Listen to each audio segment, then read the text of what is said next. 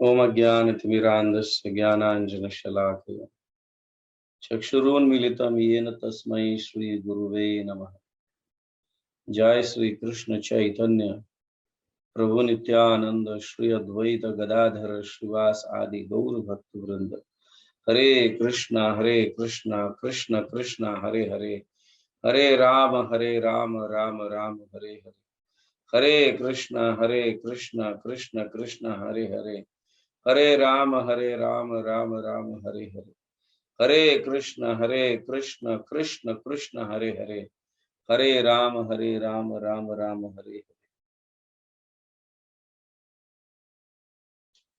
Okay, तो कल हम विप्रलंब भाव, ये हमारे जीवन का सार है, हमारे जीवन का लक्ष्य है, इसकी चर्चा हम कल कर रहे थे। तो विप्रलंब भाव में भी जो है 4 विभिन्न किस प्रकार के भाव है, इसकी आज हम चर्चा करेंगे यहाँ पे। हालांकि ये भाव जो है विप्रलंब भाव और ये चारों भाव जो है ये आध्यात्मिक जगत में इसका आस्वादन किया जा सकता है या करते हैं। श्री श्री राधा श्याम सुंदर अन्य गोपियां जो है या उनके पटरानियां जो है भगवान के धाम में इसका अनुभव, इसका आस्वादन करते हैं और भगवान को इस तरह से आस्वादन करके भगवान को संतुष्ट करते हैं। तो यहाँ कहा गया है विप्रलंब चतुर्विधा। कल भी हम इसकी चर्चा कर रहे थे, थोड़ा संक्षेप रूप में किए, तो आज विस्तार रूप में करेंगे। विप्रलंब चतुर्विधा पूर्व राग मान प्रवासाख्य आर प्रेम वैचित्य आख्यान। तो यहाँ विप्रलंब के 4 विभाग होते हैं। वो है पूर्व राग एक भाग, दूसरा है मान, तीसरा है प्रवास और चौथा है प्रेम वैचित्य। इस तरह से इसका वर्णन किया गया है।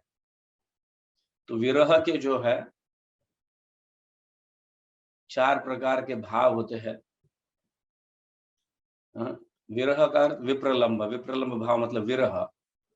तो 4 प्रकार के भाव है पूर्व राग, मान, प्रवास और प्रेम वैचित्य। प्लीज नोट डाउन, ये भाव बहुत महत्वपूर्ण है।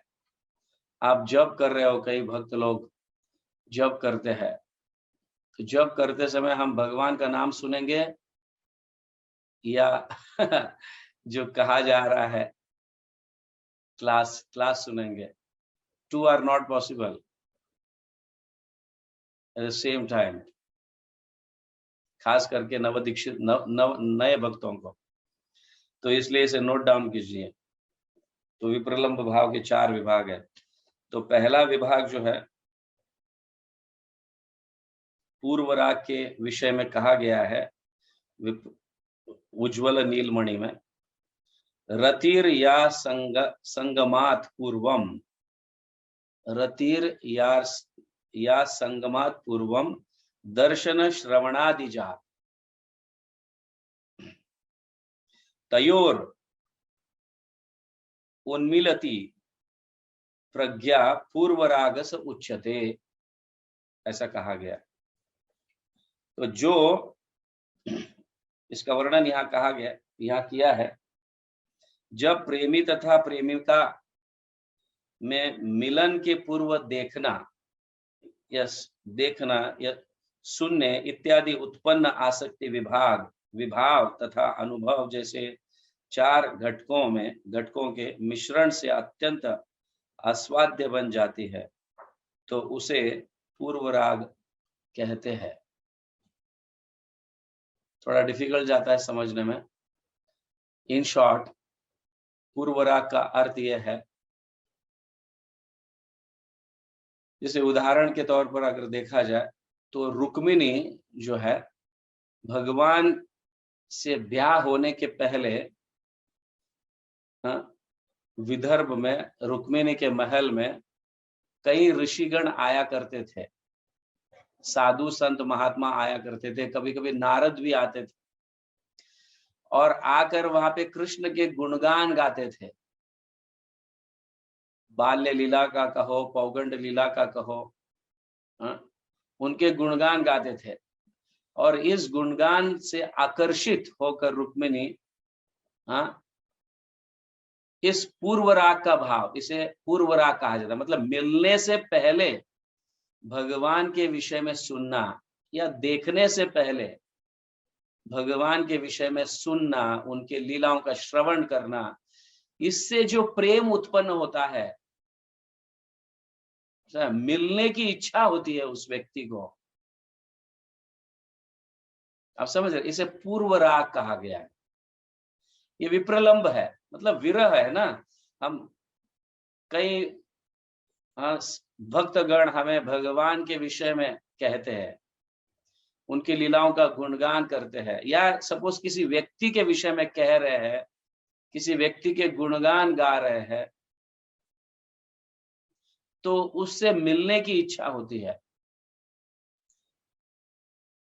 खास करके स्त्री और पुरुष, प्रेम प्रेमिका, प्रीतम और प्रेमिका में जो है ऐसा, जैसे रुक्मिणी जो है, रुक्मिणी कई बार नारद के मुखारविंद से कहो या अन्य साधु संत महात्मा भक्तों के माध्यम से कहो, कृष्ण के गुणगान का श्रवण कर रही थी, सुन रही थी, जिसके कारण उसके हृदय में, रुक्मिणी के हृदय में कृष्ण के प्रति प्रेम जागृत हुआ और उस समय विरह का अनुभव कर रही है। इसे पूर्व राग कहा गया है। तो ऐसी स्थिति में इतना प्रेम जागृत हो जाता है, तो मतलब रुक्मिणी ये अपने आप को समर्पित करके कृष्ण की पत्नी बनने के अलावा और कुछ इच्छा नहीं करती। आप समझ रहे हैं?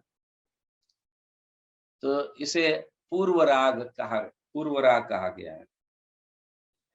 तो मान जो है, मान का भी यहाँ पे उल्लेख किया गया है।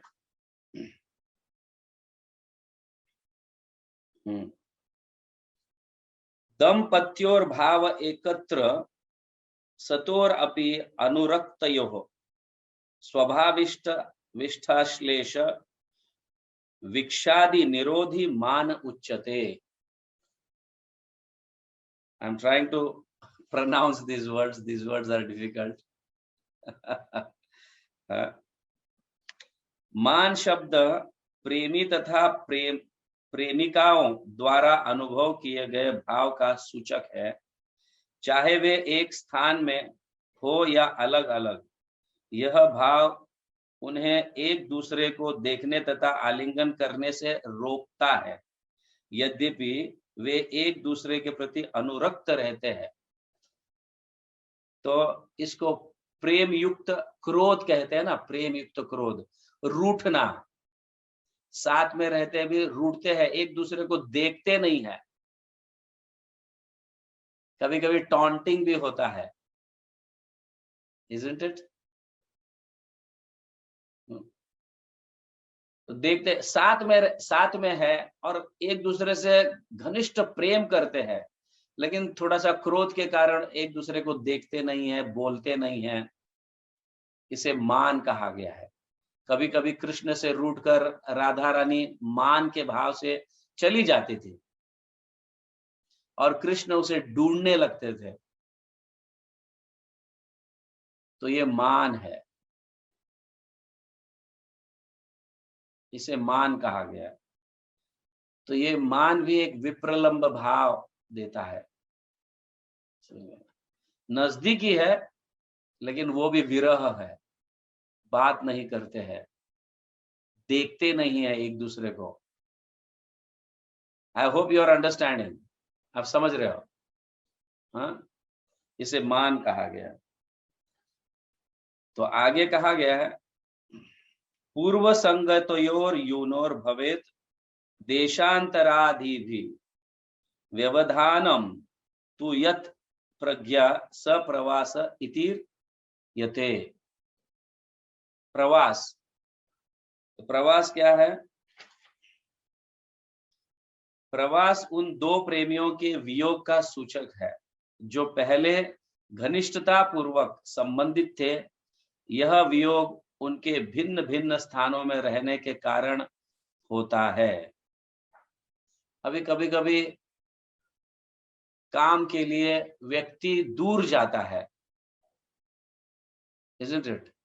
जैसे फॉर एग्जाम्पल कि नया नया ब्याह हुआ है, तो घर आने के उपरांत फिर व्यक्ति काम के लिए जाता है, ऑफिस जाता है। तो उस समय का जो विरह है, हाँ, दोनों में भी, पति में भी पत्नी में भी विरह है, उसे प्रवास कहा गया है। प्रवास भाव मतलब दूर गया है कुछ काम के लिए।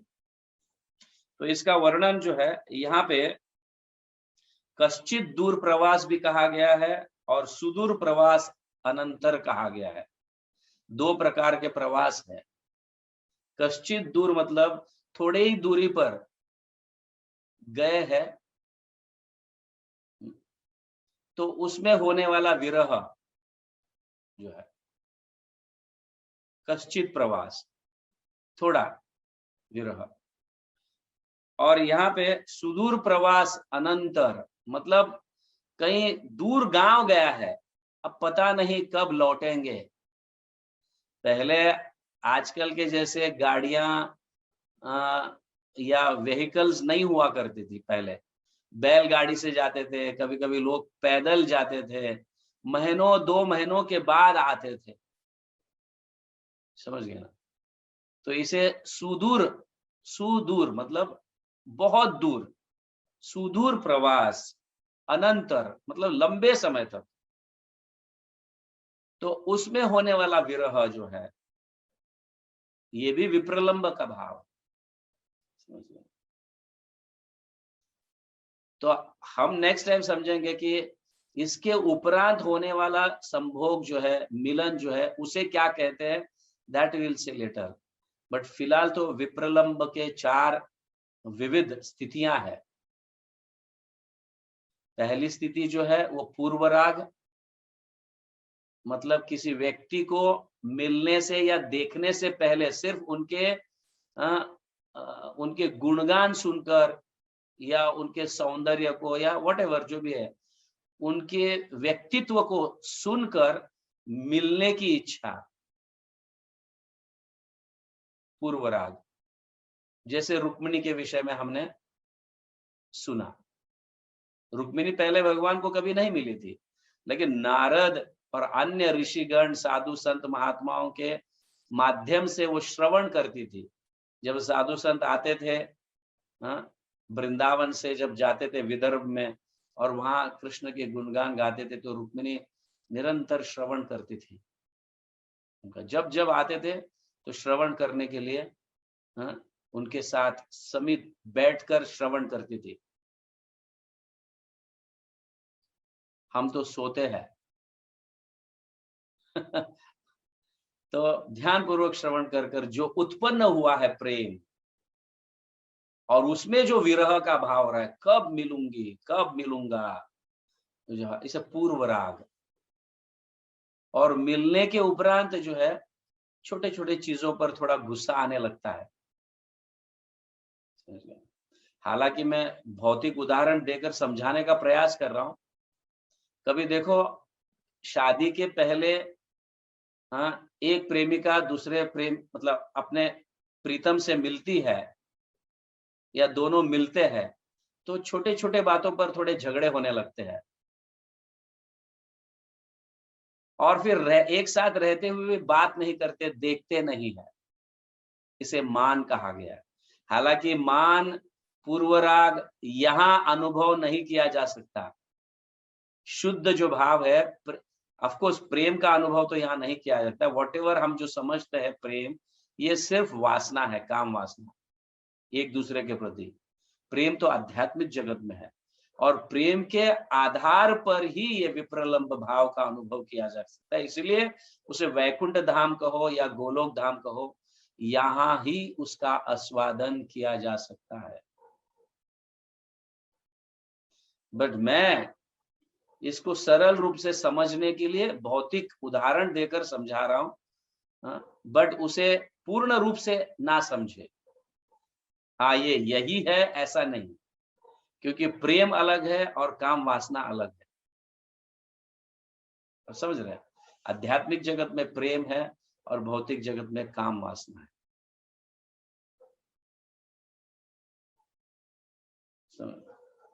तो वो हुआ मान और प्रवास। अभी चौथा जो है प्रेम वैचित्य। प्रियस्य प्रियस्य प्रियस्य सन्निकर्षे अपि प्रेम उत्कर्ष स्वभावतः या विशेष धियार्तिस्तत् प्रेम वैचित्यम उच्यते। शब्दों का थोड़ा डिफिकल्ट है। प्रेम वैचित्य उस प्रचुर प्रेम का सूचक है जो प्रेमी के उपस्थिति होते हुए भी वियोग के भय से दुख लगता है। प्रेम ये विचित्र प्रकार का प्रेम है, इसे प्रेम वैचित्य कहा गया है।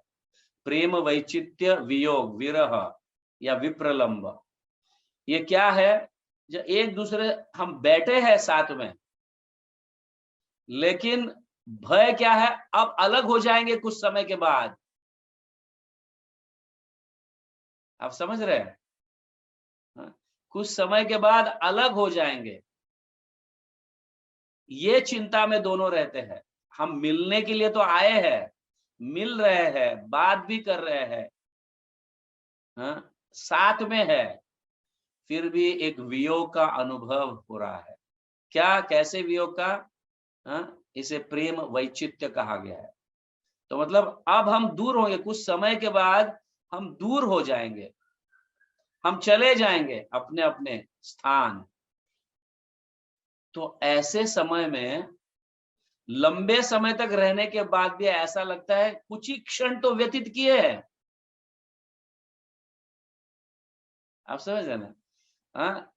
साथ में कुछ लंबे समय तक बैठने के बाद भी जब जाने लगते हैं एक दूसरे को छोड़कर, उस समय ऐसा लगता है कि अभी अभी तो हम बैठे थे साथ में, कि लंबा समय बैठने के बाद भी ऐसा लगता है कुछ सेकंड के लिए, कुछ मिनटों के लिए हम बैठे हैं।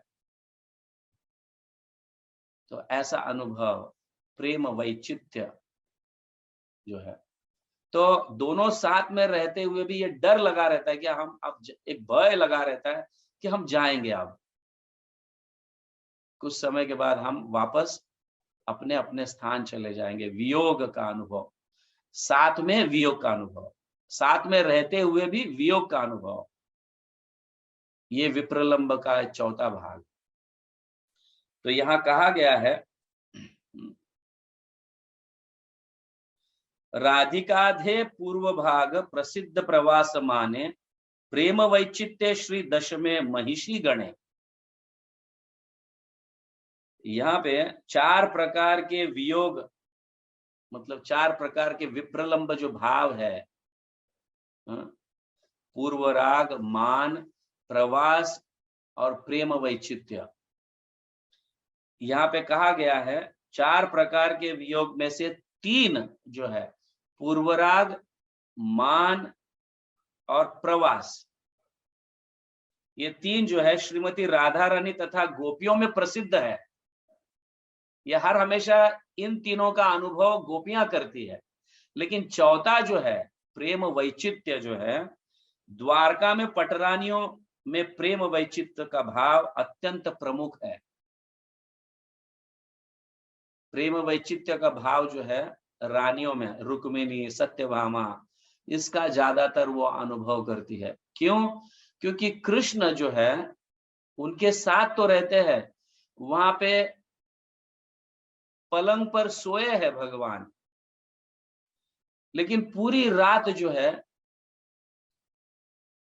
ये जागते रहती है, ये सोचकर कि कृष्ण आप चले जाएंगे किसी और के पास, अभी मेरे पास है लेकिन किसी और के पास चले जाएंगे।